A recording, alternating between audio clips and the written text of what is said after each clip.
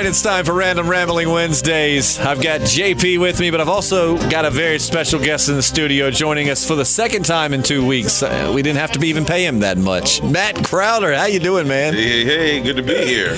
Glad to have you back, man. JP, you look just lost. I ain't lost. No, I'm JP, we're going to give you details. You got to stay tuned to the podcast close to the end, but JP is going to do something extremely disgusting on the podcast, and we're going to talk about it. So make sure you don't go anywhere so you can find out what he's going to do next week. Don't even have to be on the podcast for him to do something. No, it's really not. And we were talking about it in intimate situations. I don't. All right, don't give much. They got to wait till the end of the podcast to hear it. All right. Got to give them a reason to stick around. Fine. So we're the podcasting dad. We obviously usually talk about The Walking Dead, but we've kind of grown past that. We still talk about The Walking Dead quite a bit, but we do several other things. Current events was yesterday. Today is a day where we talk about nothing and everything. Tomorrow's where we answer your questions.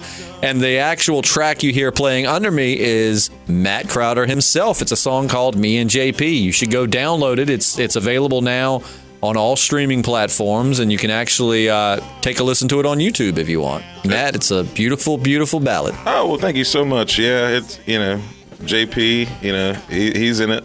Me and JP. Yeah. It's a beautiful track about the treachery of JP. No, yeah. It's based on a true story. It is based on a true story. I ain't hurt nobody, but, I certainly, look, I'm an adventurer by trade. I'm a truth seeker, a treasure seeker. And where we live, there's confetti treasure, buried within our hometown. When he says confetti, he means Confederate. So for those of you that are imagining it's just a big bag of confetti somewhere and JP's like searching for it, that's not it. That's not it at all. It's a big bunch of confetti treasure, silver bullion, gold, and it's buried within our hometown. We're not going to tell you where because we don't want no treasure seekers more than they already is coming down here to look for it. But when I was in high school, I was itching for a reason to not have to go to college, and I figured I'd make my fortune in the treasure hunting field, and I wouldn't have to go. And sure enough, well, I didn't find it, and I did go to college. But I thought that was delightful for your mother. Most parents deal with, no, Mom, I'm not going to college. I'm going to be a rock star. I'm going to be an actor. JP's telling his mom, no, Mom, I'm not going to college. I'm going to dig up gold. Well, no, at a certain point, she was like, would y'all just go ahead and dig up that grave so you can get it out your heads and go on to college? That is the coolest mother ever. Well, she was just tired of hearing about it. So we're going to talk to Matt about his track, Me and JP, here in just a few minutes. Don't forget to stick around until after the podcast. We'll give you social media info where you can follow us a little bit more intimately. To start off with, though, I've just got to say a round of applause because I actually got JP to go hiking this weekend. That's not something that I can normally do. Yeah, he was actually telling me about that yesterday. It about killed me. Yeah, I was going to say, he was telling you he's never doing it again. Well, no, he was telling me, he said that it wore him out, he was in pain. Right. I was in a lot of pain, cardiac pain. It hurt me. Justin hurt me up on top of that mountain. You ain't never leaving this mountain, boy. Squeal like a pig. Yeah, it was rough. We got up to the mountain, got up to the summit, and I just was like, taking my clothes off. JP's like, what are you doing? I was like, you know what this was. You knew where this was going. Just kidding. I did not molest JP. No, there won't no sodomizing. But it would be wild, though, man. Get your favorite person up there and get naked up on top of the mountain overlooking the city. It's been done before. Oh, I'm sure it's been done for centuries. Native peoples up there sticking it in up on top of the mountain. It was probably a rite of passage. You probably had to lose your virginity up on the cliff. I want to be a man, Dad. To the mountain with you, my son. I mean, there's something about having your bait and tackle just hanging out in the wind, that high up. Yeah, you just high as you want to be, as high as you can get. Do you think it would be easier to get a boner at a higher elevation just because the air is thinner? I mean, I don't know. It's something to think about, Oh, yeah. I don't know. Imagine all those hotels and stuff. Tourists are there with like binoculars, like checking out the Blue Ridge Mountains. Like, oh, they're so pretty, and they're like, wow, there's a guy with a little dick. No, I wouldn't. No. So before we go to, also got to say, Dick Mountain. This is not a kid friendly. Some of our other podcasts are. I try to give the warning at the beginning, but I've gotten terrible about that. So our other podcasts are a lot more. I mean, we talk about The Walking Dead. We try to keep most of the other ones clean. This is the one where we just cut loose, and there's no telling what kind of language or content you're going to get. So if you are one, because we've had people comment and say, I love listening to this while my kids play this, make sure you put in headphones or something for this one. But you've been warned. Let's move along. Matt, you're a big Game of Thrones fan, man. How'd you feel about this this premiere? You know, it was kind of slow, but I understand why. There was also some really good reveals. Mm-hmm. You know, I guess we should say spoilers at this point in time. Like, so if you hadn't seen it, you probably shouldn't listen or skip ahead.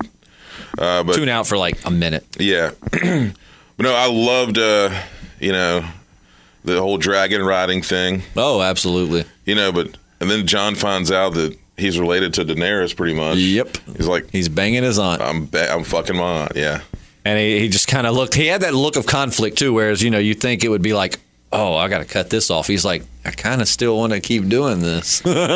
So yeah, I don't think that bothered him as much as just the line of secession, realizing he's the true heir of the kingdom. I think he's worried, like, if he actually steps up, she's gonna cut him off. You know. Mm-hmm. It's gonna be interesting. But yeah, what was JP? JP had said something. Oh God, I can't remember what it was. It was something that JP had said about the episode that I thought you would find hilarious, but of course I've forgotten it. I'm sure we'll get back to it. Cersei likes elephants. Was it that? She wanted them elephants, didn't she? She wanted an elephant. Oh, and JP, no, Cersei sent Bronn to kill both of her brothers. Yeah, I kind of felt like that, because we were talking about, you know, that it was Tyrion, but actually they say no. She sent him. She's hunting down both of them. Yeah, I didn't want to say it. I was kind of thinking that, but then I was like, well, I don't know. Yeah, Cersei, she sure did give it up though, didn't she? Yeah, she was fiending for it. She claims she's already pregnant, so she's just feeling like, okay, I'm going to pin this baby on Euron, and then she's probably going to kill his ass. Urine. But no, all right, let's talk about this song that we had playing. It's a great track. Again, it's available. This thing, it was recorded in a studio. It sounds fantastic, and it's about a true life story. Matt, JP, give our listeners a little bit of backstory on the inspiration of this song. Well, like JP was talking about earlier, he went digging for it. I sure did. With a friend of ours, and didn't quite find it. That's kind of inspired the story. And I've always heard tale of, you know, buried treasure where we live, and so I mean, I got to thinking about that, and it was one night I was coming back home from a gig, and I had about an hour drive, and I just sat there in the car. I didn't listen to any music. I just started writing, you know, out loud. And next thing I know, I came up with this song, and to make it more interesting, I you know, exaggerated a little bit on certain details and made it more of a mystery and legend about being cursed and whatnot. I don't want to give too much away. I guess, fuck it. We'll talk about that. Like, you know, I make the treasure cursed in the story of the song, and as a result, JP kills me. Which I feel like this is in a comic book world. This would be like a what if scenario. This was your idea of what would have happened if the treasure was found, because it's definitely not. JP has said many times on the podcast he's not to be trusted. He would totally throw you under the bus or throw you in front of him. So the thought that JP would kill you to make way, you know, with all the treasure on his own, that's. Well, you know, the treasure is very valuable. We're talking about 40 kegs of Mexican silver bullion, but at the same time, silver ain't gold, and it's only going to go so far. And I mean, I'd rather have all of it than have half of it. I really thought right there where that was going to go was he was going to be like, but it's not enough for me to kill Matt over. No, it went the other way. It's not enough to share. Yeah, and also to make it even more interesting, we basically sell our souls to the devil in order to find it. Yeah, it was pretty wild. You know, Skippy, my pal I work with, he listened to it and loved it. But he asked me at work the other night. He's like, "So what happened at the end of it? You shot your partner?" And I said, "Yeah, that's pretty much what happened." He said, "Oh no, y'all only got a fistful apiece." That's it. I love that murder is not his concern. It's that you didn't get as much as you he feels to be a lot of money. But no, it is within our town. 40 kegs of Mexican silver bullion was being used as payroll for the Confederacy in the waning months towards the surrenders, towards Lee's surrender. And on a train heading from our town to the next town, these 40 kegs, along with some other treasure, went missing, just disappeared off the books, never to be seen again. And I know the location. It's just a semantics thing as far as how you get it out. Yeah. So when Jefferson Davis and his men left Richmond, which is the former capital of the Confederate States of America, they brought down a bunch of trains to Danville.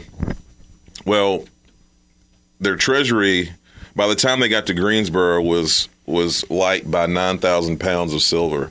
Mm-hmm. And supposedly, allegedly, a lot of people believe that it was buried here in Danville. Some people say that the soldiers split it up and went their separate ways after the news of Lee's surrender and all that stuff. But a lot of people still believe that it's buried here in town. And some people speculate that it's buried in a graveyard, and that's what he was talking about, semantics, about digging it up, because you can't just go into the graveyard digging up, graves. Well, you can. Really? You can, but it's highly illegal. It's easier said than done as far as actually getting to the sweet spot and pulling it up out the sweet spot. You know what I'm saying? Did you at least fill in the hole after y'all left? Now, look, we had a very sound strategy. Basically, that's a no. No. You get sod cutters. Okay, you cut out a section of sod. You lift up the sod. See, you lift I say. Now, look, you lift up the sod, and then you get to digging, and you get your diggins. You put it in a big old, in the old days, they would have used a burlap sack. But, in this day and age, you get heavy-duty, hefty landscaping bags. You put your dirt in the bags, and then that way you can contain the dirt and put it back in the hole. So over several nights, you lift up sod, you fill your bags, you get the dirt out. And so there's just a hole there. If somebody was to walk and step on that side, no. You put the bags back in. So then you just pull the bags back out the next time you come. That's pretty smart. Okay, you see what I mean? Yeah. So these bags of dirt, is still underneath the ground. But, I mean, we didn't get but to do so much. Now, I imagine somebody came behind you to dig up the gold and was like, there ain't no gold here. It's just bags of dirt. Bags of dirt. But it's hard digging, son. It's hard digging. And if you don't believe me. Well, that ground's been there for a long time, Yeah. Yeah, and Virginia soil ain't nothing to juxtapose. You know what I mean? Let me ask you a question. So, how long did you dig? How deep did you get? All night, waist deep. You got waist deep? Just about waist. And I'm a long-legged sucker. I'm a long-legged daddy. Yeah. So, did y'all have a metal detector at all? We ain't have no metal detector, but we had rebar. You see what I'm saying? So you would stick that down in the dirt, and then you drive it down, and you're like, because we're X amount deep in the ground, so we're gonna drive this in and try to see if we can hit something solid. Mm-hmm. But that sucker's deep, and plus you got to account for soil erosion, son, because the earth is constantly swallowing stuff up. So it's doing what? It's swallowing. The earth just swallows and swallows. It loves to swallow. Right, and so what I'm saying is, what you're looking for is not going to be at the depth that it was buried. It could be inches, it could be feet deeper than where it was originally buried. I've talked to geologists from the University of Virginia. You don't say. So, say... Did you tell them what you were planning to do? We talked. So, all right, so if something is buried in the ground, over time, you're saying that it can actually go deeper? Depending on the habitat, depending on several things. Saturation, I guess. Yeah, because you got to think as leaves fall, as grass dies, this eventually compounds into new soil. And as I said, like my house is sinking right now. The corner of my house is sinking. Like I said, the earth just swallows. Well, that makes sense because if you build like a pier or any kind of structure that you have to, if you don't build a foundation up under it, then the problem is over time it just slowly gets pushed down into the ground. So exactly.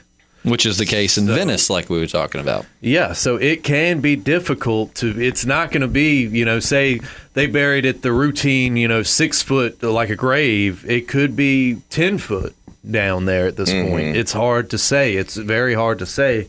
You really need a bobcat, but you can't roll a bobcat up in there. I bet George Clooney could.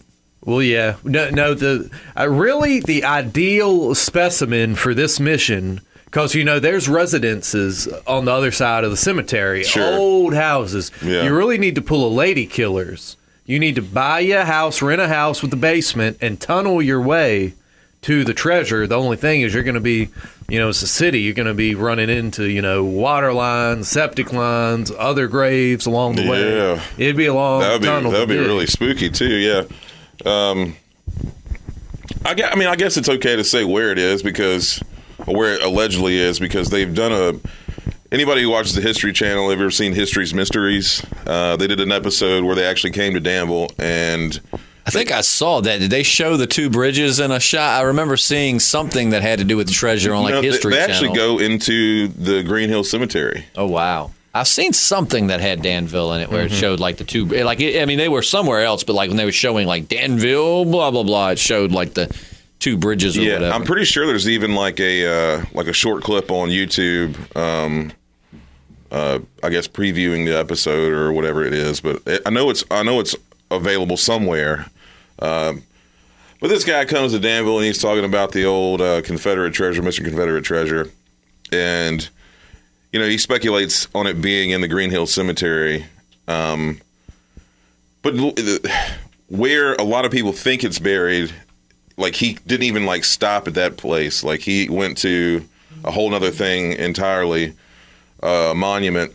It has nothing to do with that time period, really. Right. That monument was built way later. Are you talking about the General Lee monument up on the top of the hill? Yeah. Yeah. It won't be long. They'll be trying to jerk that sucker down. Well, I'm sure they will. It's a great obelisk. Beautiful. Yeah. Beautiful. I'm glad, JP. I'm just going to be a distant voice in your Periscope over there. It's as good as we could get. Where's your thing at? Where's your tripod? I'm still trying to find it, sucker. Yeah, we'll find it. But yeah, it's they came and they're looking at markings on trees, all this kind of stuff. But all you got to do is look at the history. Sure. All right. There's a certain grave where they held the funeral weeks before the sucker even died. The soldier. Yeah, he died it was long after they left town. Yeah, they had the funeral on a Palm Sunday, and I don't know if it was routine to have funerals before you were even dead and cold, because I guess, at that time, maybe you could have a mortal wound that they knew they couldn't heal you from, but, they couldn't euthanize you neither. Yeah, I could be wrong, but I want to say that the guy died on the 12th. Is that right? I think so. I think that's right. He died on the 12th, long after that grave had already been dug. Yeah, they had the funeral on Palm Sunday. The president of the Confederacy was there, all these bigwiggers, and they even the president even bought up the grave plots surrounding his grave, which still lay empty today. Well, they lay empty as far as no bodies being there, but there sure as hell is a whole lot of silver. Yeah. That never got exhumed, not to my knowledge. It's the perfect plan, I don't want anybody to get the wrong idea. We're not Confederate sympathizers. I don't think that's true. Well, now look. I'm not... Obviously, changes needed to be implemented, but I got in an argument with this the other day. The North, by and large... Can I buzz him? Should I buzz him? Look, y'all... Should I buzz him? All you want. A lot of people in the North didn't give a rat's patoot slaves in the South. You know what they did? The North was the South, and they wanted to keep it that way. Said, well, we can use slavery as a provocation. They did. They absolutely did. They used slavery the moral high ground to come into the South, care about the slaves. Abraham Lincoln, and you can look it up. If freeing every slave would keep us from going to war, I'd do it. If keeping all the slaves would keep us from going to war and keep the Union together, I'd do it. What I'm saying is just the same way, in my opinion, and a lot of people agree, the same way George Bush used 9/11 as a false provocation to invade and occupy Iraq, used slavery as a I'm trying, man. It ain't working. The North used slavery as a provocation to invade and occupy the South. Now, did something needed to be done about slavery? Obviously it did. That's why. That's the best thing you've said so far. What I'm trying to say is that's not why the North wasn't like Superman going down there to liberate a bunch of beautiful black people. They were going down there because they still wanted their tax dollars rolling in. The South had a fraction of the population, but paid the majority of the taxes. And then the South, they produced. Well, they didn't produce. They had all the raw materials. The raw materials were produced in the South, and the North did all the manufacturing. Sure. And they were scalping the South, and the South was like, well, hey, we'll do business with Europe. We'll send our raw materials to Europe. Oh, yeah. And then the North was like, no, you ain't doing no business with Europe. You're going to do business with us. And that's what it was all about, dollars and cents. Just like every single war, it's never about, what they tell you. The social issues are secondary, basically. It's about dollars and cents. Just like Iraq, just like World War II, the historians, they write it up to make them all great heroes. Well, all war is terrible, but at least people got their freedom afterwards. Amen. Yeah. Actually, Matt, you get a very special sound effect. I don't look at the Abraham Lincoln and all this stuff with rose-colored glasses. And you can look at him however you want. I try to never cut him off, but I created a special sound effect for when JP goes off the rails too much. Matt, would you like to hear it? Here we go. Don't say weird shit. Oh my! Why would you say that? Surprise, motherfucker! You better check yourself before you wreck yourself. Unacceptable! What the? I was a history major, Yeah. A semester for like what, one semester before you got a DUI? A semester and a half. A semester and a half. All right, so back to the treasure. How did you first hear about the treasure, JP? It was from our high school history teacher. At least he was. I don't know if. He was never my teacher, but we used to play chess. Right. Yeah. If I play chess, you know what I mean. Of course. I don't. But no, he, we all got to talking about it. Me, him, and a evangelical friend of mine who's now like a PhD. He tackles issues about Jesus and homosexuals. As a chimp. Homosexuals? So these people that are attracted to like Homer Simpson? Anyway, we got to talking about it. We got to researching, and he inspired it. He didn't want nobody to actually, do the do. But then I found a simple-minded friend who was willing to help me go after it, and he and I. We snuck up in there and we did it, but we didn't do it because I was gonna say, wow, that was the real twist. They was digging all right, but not in the dirt, digging for that real buried treasure. But like I said, all things will come to light, and I don't think it'll take the rapture to make it happen. I think eventually the city will wise up, which I think there's still what do they call them? The Knights of the Golden Circle was like the secret, kind of like the Confederate secret society, like their Knights Templar type thing. Right, kind of like that. I think there's still people, out there that are, making sure that the Confederate treasure stays where it stays, keeping things under wraps. Now, if and they did bury this treasure, okay, why do you think they buried it? Because they didn't want the number one. Do you think it was like a surplus in case they had to go back to war? No. I basically think everybody knew the war was over, so they were like, "Why are we going to pay all these soldiers? We'll just bury it and come back and get it later." It was a Ponzi scheme. I don't really know what Ponzi. Why didn't they come back and get it though? Or how do you know they didn't come back and get it? They didn't come back and get it, and just everyone was so displaced after the war, and occupation. It just just one of those things. I mean, they were never able to recover it. I'm sure there was a lot of Confederate treasure placed here, there, and yonder throughout the states, and I'm sure a lot of it was recovered. But this major cache, these 40 kegs of Mexican silver, they're still there to this day.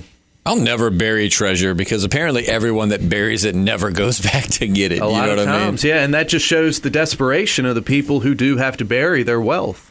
Because back in the day, I mean, was it an issue of like, oh, they're going to take this away from us, so we're just going to bury it? That kind of thing? Yeah, it was one thing. You don't want the North to get their hands on it. On the other hand, you don't want it to get to where it's going, because then you actually have to pay the soldiers who have been fighting and bleeding and dying. We don't want to pay these poor sons of bitches, and we also don't want the northern sons of bitches to get it either. So we're going to bury it. Ain't no sons of bitches getting Ain't no sons of bitches getting my treasure. So we're going to come back for it, and that's it. Well, who do you think made the call? Was it Jefferson Davis? I think Jefferson Davis had a big hand in it. Absolutely. I think he had I think much like Hitler at the end of World War II. I think Hitler definitely had like a doomsday scenario kind of plan. I do too, man. Yeah. A guy that I know that owns a shop that I go to sometimes. He's really big and thinks I'm crazy because I'm like, dude, I think Hitler got away. I mean, I think that there's no way. I mean, Hitler was a horrible human being. That goes without saying. But he was also very intelligent. He was able to get an entire nation to follow his world conquest. So you don't think that he didn't plan some kind of backup? This guy argues that Hitler was so sure of himself that he wasn't going to lose that's why he didn't have a plan. But I'm like, dude, he went to Argentina. You don't get to the top without having a contingency plan. I think he possibly went to Argentina. I think he possibly either went from Argentina to this place or went there just straight up out was Antarctica. They found Nazi bases in the Arctic. I've heard about that. All right, so I'm not familiar enough with the history of this, but like I've always thought that Hitler like poisoned himself, right? I know they found his charred corpse. Like they didn't find like a body. There was never any pictures, right? No. Well, they claim that of course, there's a million different accounts, but what I had read, somebody had to have had a camera because they had pictures of all these people in the concentration camps. Why not? They say that they had to get a dentist who had never worked on Hitler's teeth, but had worked in the office and seen his dental records, identify him by his dental records. That's what I had read. But of course, there's a million other accounts. But, there's a book I think called, what is it called? Like Gray Wolf or something. It's a book about, this guy wrote about why Hitler definitely didn't die in World War II. Like he escaped and, essentially got away with it. It's actually a really good read. Yeah, check that out. I think those charred corpses were not Hitler. It was not Eva Braun. I think he made off. I think he possibly may still be in the Arctic. I think he's dead. I mean, he'd just be too old by now. The Nazis had technology, man, that a lot of people don't understand. A lot of they had that bell. Did you see that? Like the Nazi bell. I've seen that that's on a crazy. History Channel. What is that?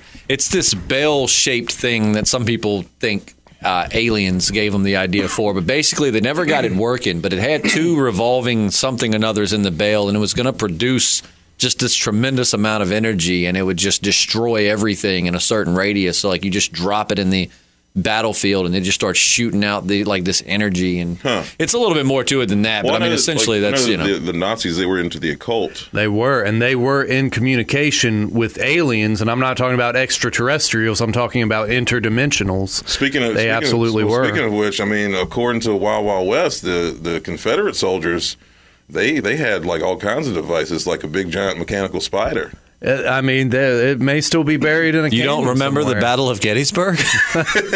That's where the big spider was unveiled. Well, actually, you can go down Stanton River down in Halifax, man. I've been down there many times. There's a great little trail there. It's only like a mile, though, and it's flat, so you can get through it in no time. But there's actually still trenches. Like there's preserved Civil War trenches you can go look at down there. Yeah. Really, really cool to go see. You can't walk on them, though. You can't walk on them. I mean, you can, but you're not you supposed shouldn't to. do it. Yeah, I had told my little brother, I was like, "Nah, stay off of them, man." And like, I turned around for like a second, and I swear, he's like on the other side on the hill of a trench. He's like, "Man, this is cool." Yeah, he's a rapscallion. That's not what I told you to do. Yeah. But yeah, no, I think the Nazis had some crazy stuff, you know. No, they were in communication with interdimensionals through substances like DMT, through oxygen deprivation, like literally stopping the heart to where the DMT is released. Kind of like flatliners? Yeah, you can go to this DMT dimension and communicate. Some people call them demons. Some people call them aliens. You call them what you want. But how do we know that those weren't just hallucinations? Because when you're deprived of oxygen, you have hallucinations. Well, I mean, that is the debate, you know. I mean, are you actually communicating with something not of this realm, not of this dimension, or is it just your brain, you know? I mean, that is the debate, you know. Are you having a real, genuine encounter with something not of this world, or is your brain just, you know, freaking out? And what does JP think? I think that there is a veil that gets lifted. And I mean, I've never done it, so I can't, you know, if anybody's got any DMT, well, never mind. But I believe that there are things that our senses can't perceive without the use of certain substances. And So you think our bodies, like they're blocked, like we're just like our body is kind of like is just kind of like blinders in a way? You know, I mean, certain animals can pick up on frequencies and things that, you know, we can't pick up on. I think it's very much the same with this interdimensional interaction. And that's it. And I think it's been used. I think it's still being used. Matt, what do you think? Oh, I mean, I wholeheartedly believe in mind-altering substances. I mean, the use of them, or that they actually the use of them. I was gonna say the use of them, or what they can do. But no, like I've had some really great experiences on hallucinogenics. Like mushrooms are my favorite, probably. Any songs written? No, but like I always come away from that experience like feeling like wonderful and good about things. Oh, that's awesome. I haven't had a bad trip yet. But do you think that it's basically a journey inward, or do you think it's possible that your consciousness is going somewhere beyond us, beyond what we can perceive? You see what I mean? It's just like a completely different way of like seeing things, I guess. And so like you get like this whole new perspective that allows you to have like a different way of life after the fact. It's like clarity. Like after coming out of that trip, like you feel so focused and clear of mind. Yeah, I really want to do DMT. That's just like the next level. That's where you really feel like you were going somewhere else. You know, I haven't had any sort of experiences where I was like completely somewhere else. Mm-hmm. I do know that like I love to be outside when I'm on hallucinogenics, like, right? Whether it be mushrooms. I like the few times I've done mushrooms, like I've always wanted to be outside. Yeah. The moon looks amazing. Well, I think that there's definitely, you know, places and experiences untapped without the use of these things. And that's why people have been using them for thousands of years. Thousands of years. You know, going back to the shamans and the ancients and all these people. The same Native Americans that were having sex up on that mountain? They were probably on a DMT. They probably been licking some toads. They probably been doing many things. Mm-hmm. And I love them for it. God bless them. So, I mean, you did acid in a Dennys once, right? Well, no, it started kicking in the Dennys. Oh, okay. Yeah, this was the day after my 20th birthday, so it's been many years ago. But, yeah, I got a hit of acid at the party the night before. I was like, I ain't going to take this junk. I was trying to get old blonde, big titty girl back to the dorm room, and I did, but we slept in separate beds. That's a whole different story. But I was real. One I would like to hear. Yeah, I was real hungover the next morning. I woke up before everybody. It was in my pocket. My shirt pocket, and I just said, well, shucks, why not? And I took it, and yeah, it was a nice ride back down the Blue Ridge Mountains. You were driving, thank goodness. Yeah. That would have, not been good. Yeah, I was just high on weed. Yeah. But I remember we stopped. We took our friend home too. He needed a ride home. We sure did. We stayed in his place while we were there. Yep, it was Mountain University that I had went to the year before, but He was a great host though. Oh yeah. He had a pantry full of snacks. And anyway, the next day we were coming back, and me and our friend are like, "Hey, let's get some food." He's indifferent, So we get there, and I think we all ordered burgers or something like that. You know, we're scarfing them down, and JP's just like looking at his. Didn't eat a bite. It's talking to me. And it's just like, dude, like, and it wasn't until like later that night, I think, that you actually told me that you. It might have been like the next, yeah, it might have been a few days later. So it's like, yeah, I was on acid. I'm sorry, but you would have never known otherwise. No, I mean, I think it made sense after I told you. Yeah.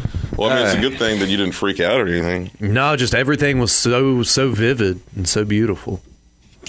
This burger's too beautiful to eat. Yeah, it was a work of art. It The really colors was. are just popping. Speaking of which, have you seen that Starry Night exhibit thing? Where like the walls are like basically they do like a 3D model of Starry Night.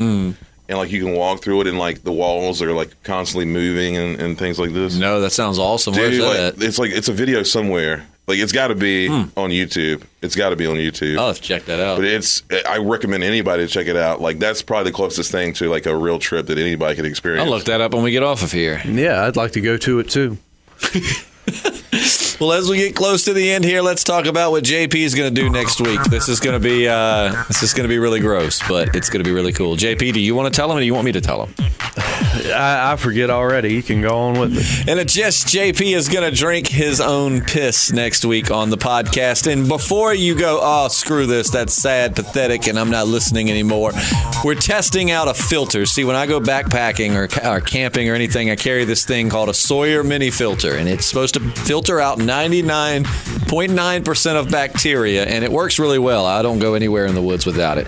Well, we were like talking somehow about survival and drinking piss, and we were like, I wonder if you filter that, would it be good? And now JP has so graciously volunteered to next week he's going to pee, and I'm not in my filter. I'm going to buy a whole new filter for this, and then I'm going to throw it away. But he's going to filter it, and then he's going to drink it. He says we're going to do a water world, basically. Yeah. I recommend drinking a lot of water beforehand, so you get some nice clear piss. Right. Yeah, that. You don't want to drink. You don't want to be drinking no yellow piss. Yeah. But this isn't done just in the name of shock value. This is done in the fact that we want to see if you were desperate, could you filter your pee with the mini? It's for science. And my question is, are you going to take a sip, a gulp, are you going to chug? Like, I guess that all depends on I can't really say until it's right there in front of me. Yeah, you might like it. Yeah, well, I'm does. no stranger to the water sports, and I mean. Look, that's how I guess innocent my mind is. Yesterday when he said, are we talking about water sports? I'm like, no, dumbass, we're talking about in a shower. It's like no, I didn't realize that was the term for peeing on people. Yeah, for peeing and getting peed on. Yeah. It's a are you into beautiful water thing. sports? That's what something you ask on a first date. Right, yeah. I mean, it's important to me anyway. So would you consider yourself a Europhiliac? No, I think that it's an ugly word for a beautiful thing.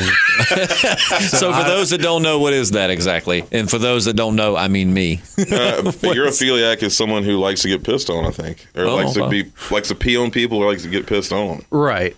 So like R. Kelly, pretty much. Of course. But yeah, I just think it's an ugly word for a beautiful sensation, and that's it. Dear God. Now, just before we wrap this up, I'm just going to give you one more because I feel like you deserve it. Golly. I can't win for losing no more. Plenty more where that came from. I can't win for losing no more. I try to educate you on the real provocations for the Civil War. I try to talk about Hitler using LSD. I try to talk about, filling your lady's mouth with wee-wee. All right. Well, before we go, JP, give them your Periscope info. You can follow JP on Periscope. Yeah, Jpslim, Periscope. It's a beautiful thing. I didn't get on there last night, Matt, because I was worried about the mafia. But other than that, yeah. It was fun. Yeah, we saw a restaurant tour. Yeah, I think that should be its own little mini podcast because it's a great story. It plays out just like an episode of Curb Your Enthusiasm. So this nice Italian man we saw out last night. Him and his family have a restaurant here in town. What is La Nostra Cocina, I think is the name of it. I don't know, but it's dangerously close to another Italian word. So this guy he's congratulating me on on different aspects of what I've been doing. I was on the cover of a magazine and was in some other publications along with his restaurant, whatever. And so he sees JP and he's like, "Hey man, I don't think we've met." JP turns around. He's like, "Oh yeah, like you're you had that place, La Cosa Nostra." And I'm like, I'll look at you like, what the hell are you talking about? But like, from La Cosa Nostra is basically the mob, this thing of ours. Yeah. I basically say, "Oh yeah, I remember you from La Cosa Nostra," and he just starts laughing. I'm just like, "Oh, I didn't realize what I'd said." It's like a Freudian slip. Yeah. I'm a Sopranos junkie. So you'd basically said, "I remember you from the mob." From the mafia, yeah. Yeah. Oh man, he's coming after you now. He don't want nobody to remember. So you were worried about that on Periscope, that they were coming after you? You don't know, man. They got their fingers deep in everything. But yeah, I definitely won't be selling them any radio commercials. That's for sure. Oh, well, you can follow Matt. What's your social media info that you care to share? I mean, anything. You can find me on Facebook. That's not hard. Just Matt Crowder. Like, there's a picture of me blowing smoke out of my mouth. And then, like, in preparation for Game of Thrones. Yeah, I'm a dragon. And then everything else is Matty Cakes VA. Matty Cakes VA. Yeah. Easy enough. You can find me on Instagram, Snapchat, and Periscope. Just I'm Justin Lloyd. No apostrophes, no spaces, 2 L's in Lloyd. Just I'm Justin Lloyd. And yeah, and that's about it. So, fellas, I guess that's going to wrap it up. Matt, I appreciate you coming in, man. I wasn't even sure if you were coming in until JP said you were pretty much on your way, and I was like, oh, it's going to be an awesome podcast. Yeah, it took me a minute to get here. I had a fun night last night. Oh, hey, nothing wrong with that. Make sure you go check out and download Matt's song again. It's called Me and JP. That's Matt Crowder on the Podcasting Dead. I'm Justin. I'm JP. I'm Matt. And we'll see you soon.